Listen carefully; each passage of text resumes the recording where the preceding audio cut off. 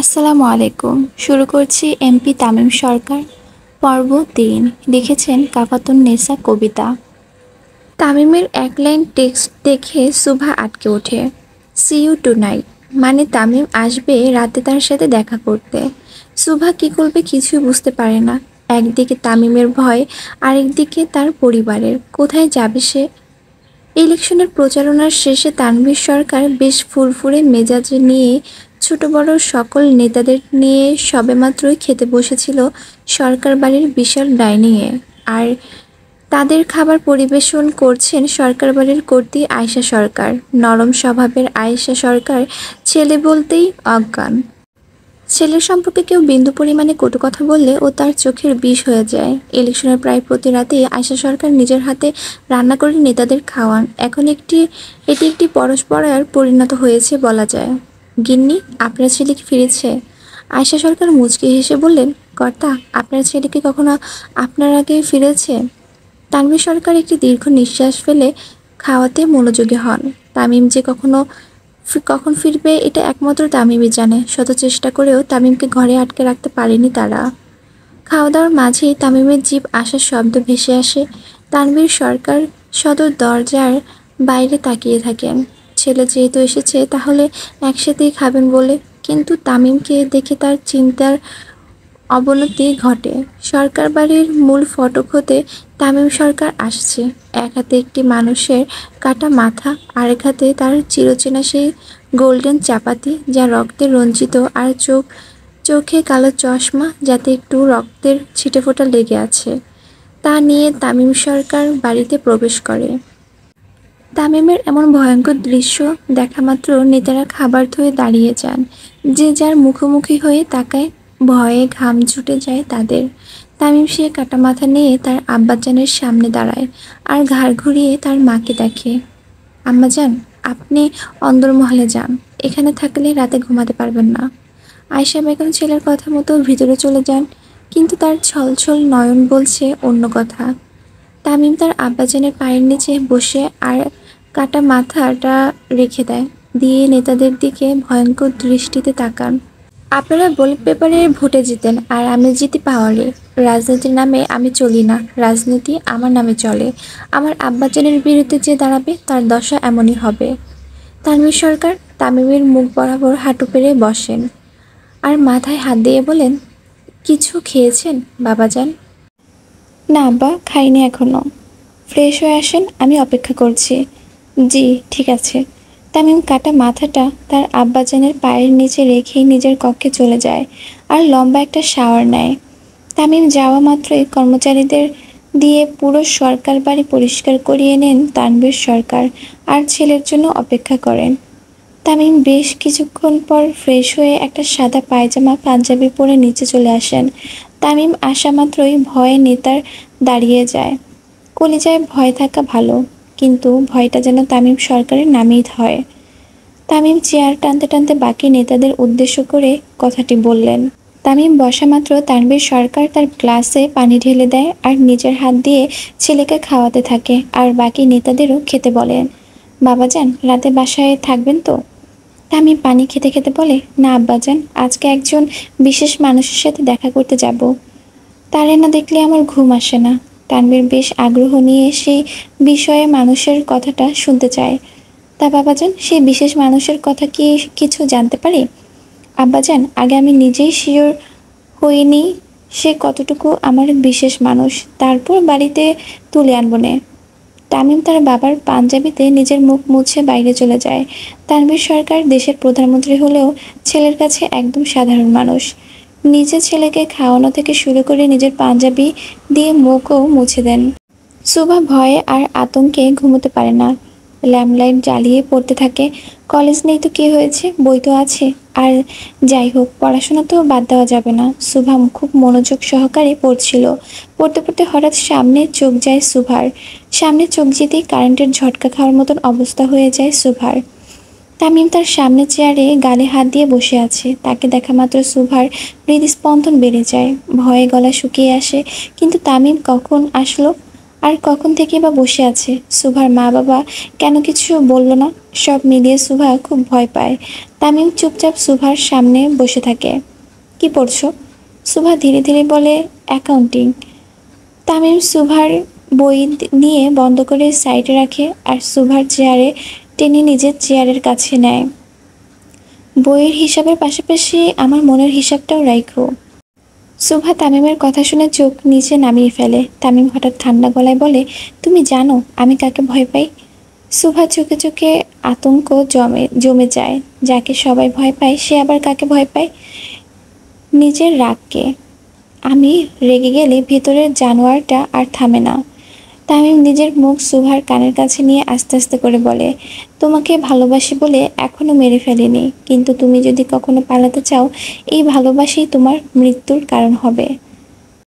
তামিমের কথা শুনে সুভার চোখের পানি চলে আসে। সুভার চোখে পানি দেখে তামিম তা নিজের হাতে মুছে দেয় আর সুভার মাথায় হাত বোলাতে বোলাতে বলে, আমাকে নিজে শত্রু বানাবে না তো মরবে।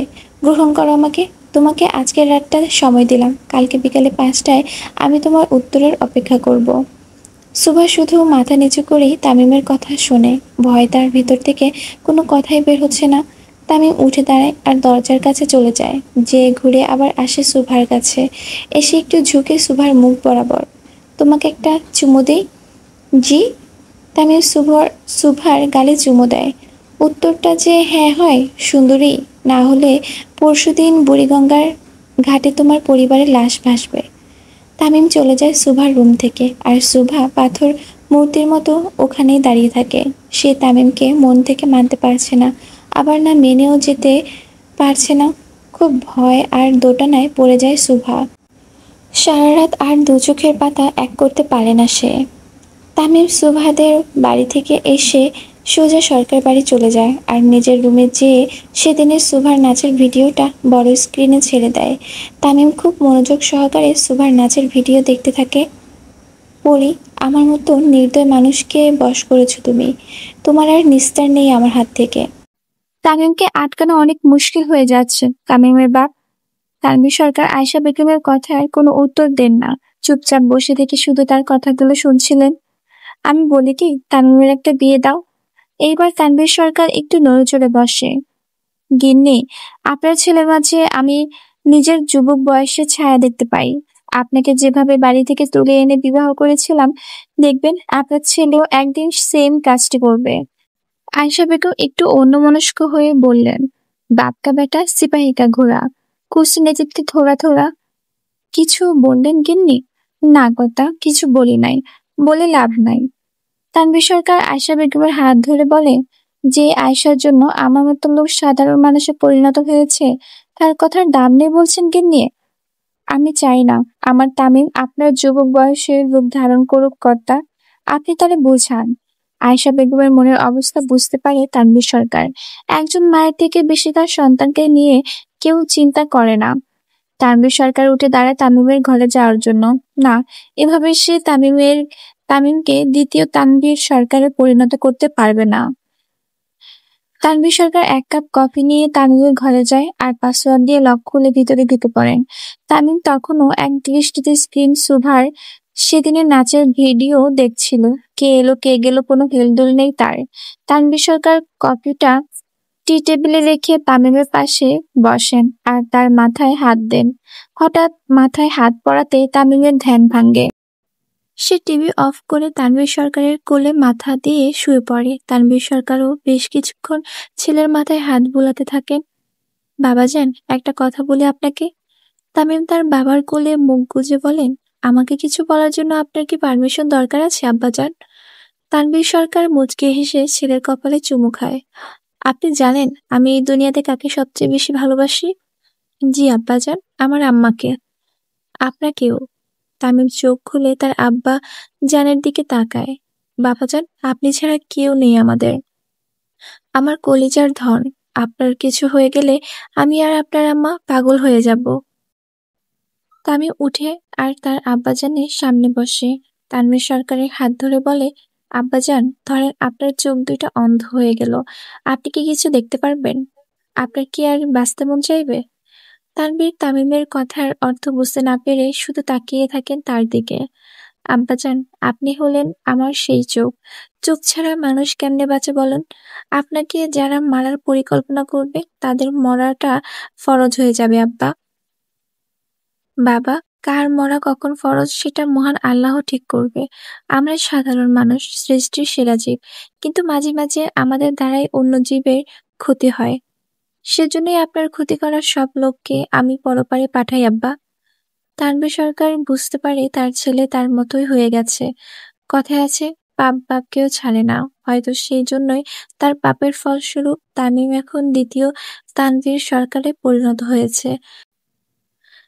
তানভীর সরকার ছেলেকে আর কিছু বলে না। এখন তামিমকে কিছু বলা নেহাতি বোকামির কাজ ছাড়া আর কিছুই না। তামিমও আবার তার বাবার কোলে শুয়ে পড়ে। তা বাবা, আপনি এত মনোযোগ দিয়ে কি দেখছিলেন? আমার সর্বনাশ আব্বাজান। তানভীর একটু ঘাবড়ে গিয়ে ছেলেকে শক্ত করে ধরে, যার ফলে বাঘে গরুতে এক ঘাটে জল খায় তার সর্বনাশ। এত বড় সাহস কার আমার ছেলের সর্বনাশ করবে? তামিম খুব জোরে নিঃশ্বাস ছেড়ে বলে, এই সর্বনাশ সেই সর্বনাশ নয় আব্বা, কঠিন রোগে ধরেছে আমাকে। তানভীর সরকার এবার বুঝতে পারেন তার ছেলে কোন সর্বনাশের কথা বলছে। তানভীর সরকার আর তামিম সরকারের কথোপকথনের মাঝে তামিমের ফোনে কল আসে। তার প্রাইভেট ইনভেস্টিগেশনের নাম দেখে ফোনটা ধরে। মাদারচোদ, কার এত বড় সাহস? তারা আসতেছে। তামিম কল রিসিভ করে খুব রাগান্বিত হয়ে রুম থেকে বের হয়ে যায়। মাঝে তানভীর সরকার কি হয়েছে জানতে চাইলে সে কিছু বলে না, রাগের মাথায় বের হয়ে যায়। তানভীর সরকার বুঝে গেছেন কালকের সকালটাও তার রক্ত দিয়ে শুরু হবে।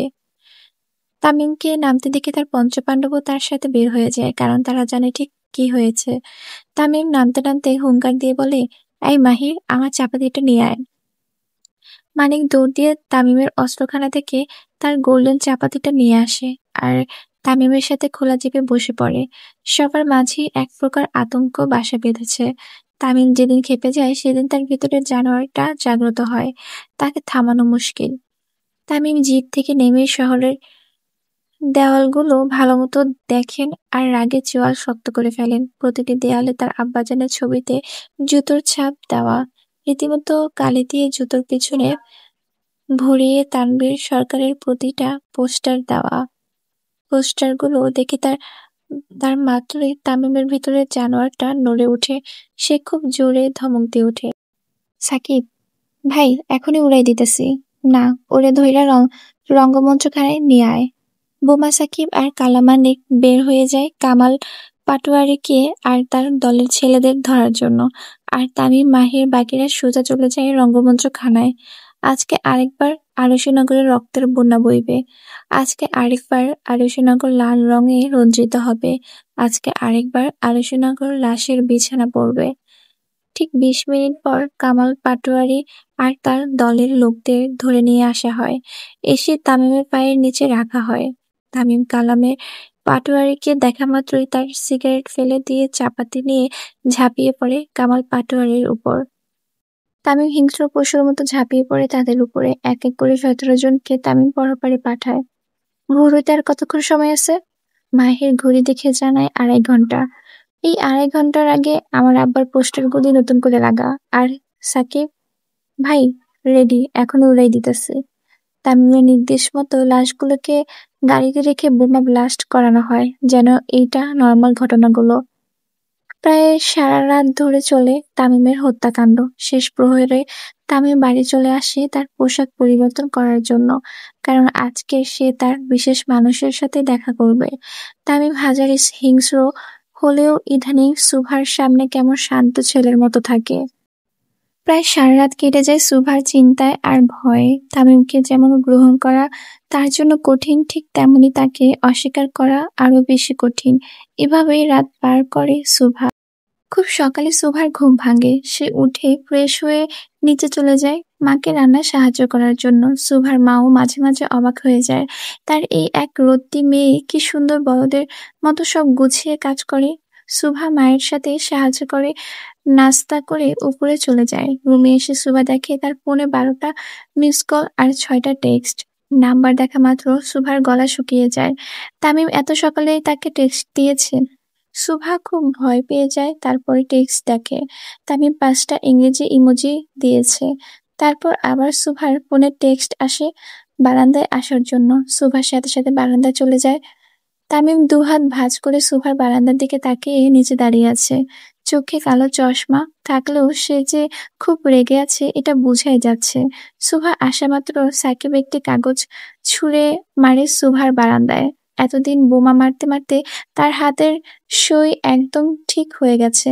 সোজা নিশানা অনুযায়ী কাগজ যায়। তামিম সুভাকে ইশারা করে কাগজটি নেওয়ার জন্য। সুভা ভয়ে ভয়ে কাগজটি নেয় আর খুলে দেখে 15 মিনিটের মধ্যে রেডি হয়ে নিচে আসো, না হলে আমি উপরে আসবো। তামিমের থ্রেড শুনে সুভার শুকনো গলা ঢোক গিলে। কিন্তু সে কিভাবে এত সকালে বের হবে? সুভার চিন্তার মাঝে তার মা চলে আসে তাকে ডাকতে। সুভা মায়ের গলার আওয়াজ পেয়েই সাথে সাথে রুমে চলে আসে। কি রে সুবু, তোর কলেজ থেকে যে আজকে তোদের নতুন কলেজে দেখাতে নিয়ে যাবে, আমাকে তো বলিসনি। সুভা তার মায়ের কথার আগামাথা কিছু বোঝে না। কলেজ তো বোমা দিয়ে ব্লাস্ট করা হয়েছিল, তাহলে আজকে কিভাবে নিয়ে যাবে? তাড়াতাড়ি রেডি হয়ে তোদের মর্নিং বিভাগে হেডমিস নিচে অপেক্ষা করছে তোর জন্য। কলেজের ম্যাডামের তার জন্য অপেক্ষা করছে। সুভার কাছে পুরো বিষয়টি কেমন যেন লাগলো। সুভা কোনো কিছু চিন্তা না করে রেডি হয়ে নিচে চলে যায়। নিচে সুভার কয়েকজন শিক্ষক আর কিছু শিক্ষার্থী বসেছিল। পুরো বিষয়টা এমন যেন তারা সব শিক্ষার্থীদের বাড়ি যেয়ে যেয়ে তাদের সাথে নিয়ে আসছে। সুভা তাদের সাথে বেরিয়ে পড়ে। কিন্তু বাইরে বের হতেই সুভা দেখে সবাই তামিমের গাড়ির কাছে যাচ্ছে। তামিমকে দেখা মাত্রই সুভার ভয় আরো বেড়ে যায়। সবাই তামিমের গাড়ির একটু কাছে যেয়ে তাকে সালাম দেয়। তামিম সালাম নিয়ে সোজা সুভার সামনে দাঁড়ায় আর তার হাত ধরে নিয়ে যেতে থাকে তার সাথে। সুভা সন্ধ্যার আগে বাড়ি ফিরবে না, বাকিটা দেখেন। ওর পরিবারকে কিভাবে ম্যানেজ করেন আপনারা? সুভার কলেজ টিচাররা মাথা ঝাঁকিয়ে তামিমকে নিশ্চিত করেন যে তারা বিষয়টা সামলে নেবে। তামিম সুভার হাত ধরে তাকে গাড়িতে বসায় আর পাশের সিটে নিজে বসে পড়ে। সুভা খুব জড়সড় হয়ে তামিমের পাশে বসে। তামিম খুব কমই তার মার্সিডিসে বসে, সারাদিন খোলা জিপ নিয়েই থাকে।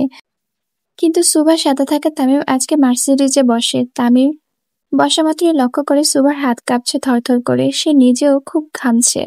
তামিম সুভার পাশে সিটে বসে তার হাত ধরে ফেলে। এখনো তো কাঁপাকাঁপির মতো কিছু হয়নি, নার্ভাস হচ্ছ কেন? সুভা কিছু বলে না, শুধু মাথা নিচু করে থাকে।